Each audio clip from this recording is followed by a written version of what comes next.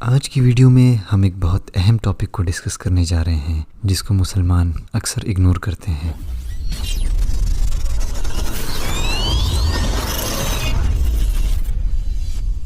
ہم اس ایشو کو بہت لائٹلی لیتے ہیں، لیکن اسلام کا اگر کوئی بھی امر ہے تو اسے ہمیں ہلکے میں نہیں لینا چاہیے، نہیں تو ہم آخرت میں خسارے میں ہوں گے اور ہم اس چیز کو افورڈ نہیں کر سکتے۔ تو آئیے سب سے پہلے ہم قرآن کی اس آیت کو سنتے ہیں۔ حرمت عليكم أمهاتكم وبناتكم وأخواتكم وعماتكم وخالاتكم وبنات الأخ وبنات الأخت وأمهاتكم اللاتي أرضعنكم وأخواتكم من الرضاعة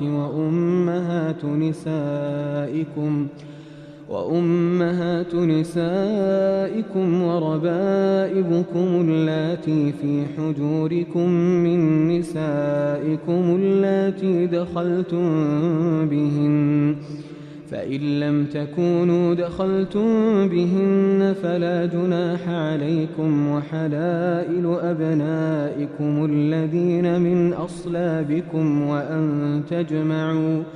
وأن تجمعوا بين الأختين إلا ما قد سلف إن الله كان غفورا رحيما۔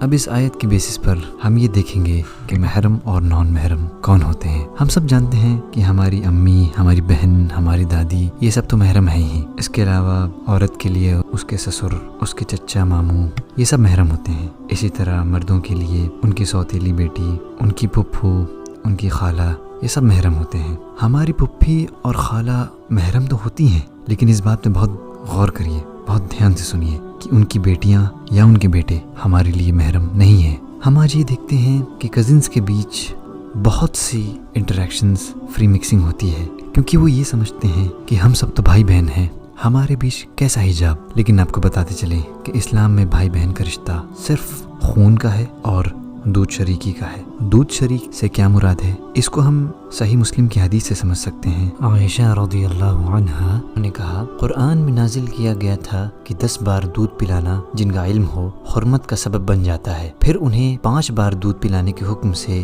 جن کا علم ہو منسوخ کر دیا گیا۔ تو دودھ شریکی بھائی یا بہن بننے کے لیے ایک بچے کو کم سے کم 5 بار دودھ پینا ہوگا 2 سال کی عمر سے کم میں۔ ایسا کرنے کے بعد اس بچے کے لیے اس کے دودھ پلانے والی ماں کے تمام بھائی بہن محرم ہو جاتے ہیں۔ اب کزن کی بات اگر کی جائے تو دوسرے مذاہب جیسے ہندوازم میں انہیں بھائی بہن ہی سمجھا جاتا ہے اور وہ ایک دوسرے سے شادی نہیں کر سکتے ہیں، لیکن اسلام مختلف ہے، ہم اپنے کزن سے بھی شادی کر سکتے ہیں۔ لیکن اس کانسیپٹ کو کچھ مسلمانوں نے کاپی کر لیا ہے، اسی لیے وہ اپنے کزن کے ساتھ پردہ نہیں کرتے ہیں۔ ہم یہ بھی دیکھتے ہیں کہ بہنوئی اور سالی آپس میں باتیں کرتے ہیں، ہنسی مذاق کرتے ہیں اور اسے برا نہیں سمجھا جاتا ہے۔ جان لیں کہ بہت بڑا گناہ ہے کسی بھی نان محرم کے ساتھ اس طرح سے فری مکس ہونا۔ اسی طرح اگر ایک لڑکی اپنے دیور کے ساتھ بنا مطلب کی بات کرے اور وہ بھی اس کے ساتھ ایسے ہی کرے تو یہ بھی جائز نہیں ہے، جیسا کہ رسول اللہ صلی اللہ علیہ وسلم نے ایک حدیث میں فرمایا کہ دیور موت ہے۔ امام نووی نے دیور موت ہے اس کے بارے میں یہ تفصیل بتائی ہے کہ اگر ایک لڑکی اپنے دیور کے ساتھ اکیلے میں ہے اور کسی طرح کا گناہ اگر ہو جاتا ہے آپس میں تو اس عورت کا طلاق بھی ہو سکتا ہے، کیونکہ ایک مرد اس کو برداشت نہیں کر پائے گا۔ دوسرا یہ بھی مطلب ہے کسی غیر محرم کے ساتھ اکیلے میں رہنے سے ایسے ہی ڈرنا چاہیے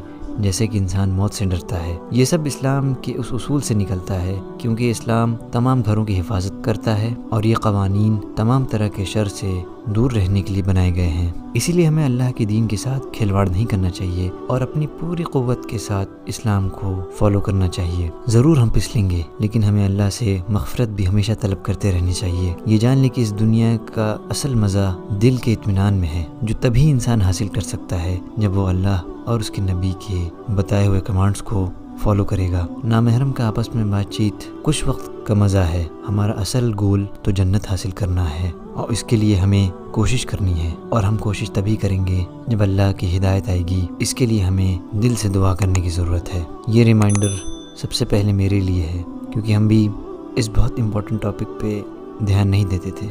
اللہ مجھے معاف کرے اور ہم سب کو معاف کرے۔ اللہ تعالی ہمیں سیدھی راہ پہ چلائے، آمین۔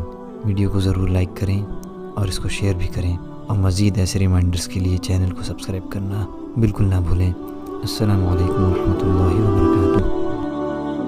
ہو